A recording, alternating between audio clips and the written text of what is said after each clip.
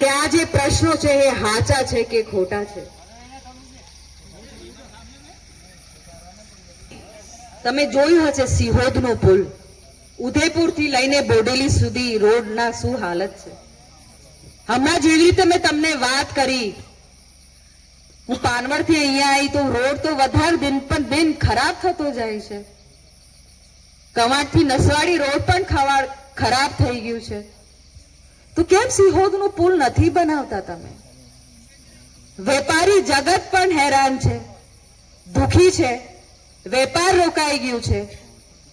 અને સૌથી મોટી ખોટ તો આપણા બાળકોને પડે છે, જે કોલેજ અને સ્કૂલ ટાઈમ પર જઈ નથી શકતા. વરસાદમાં કેટલી ખરાબ પરિસ્થિતિ હતી. અમે તો સિહોદ પુલનું 13મું પણ કરી આયા ગયા વર્ષે, ખબર? તો સરકારને કહો જન્મ આપે નવો.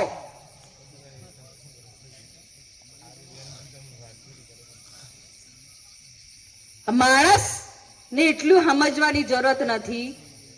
આ ભાજપ સરકાર શું સમજે છે?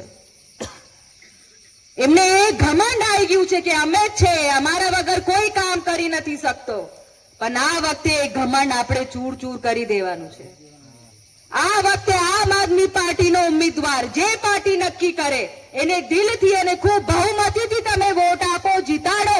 તાલુકાની બોડી આ કવાંટમાં બેસે એવી રીતે તમે આ અમને એક નિર્ણય કરીને આપો. આપશો ને? આમ આદમી પાર્ટીની સીટ જીતાડશો ને? તો આ બધા અમને ટેકો આપો, હાથ ઊંચો કરીને. બધા આપશો? अब जोरથી એક નારો લગાવીશું, ભારત માતા કી, ભારત માતા કી.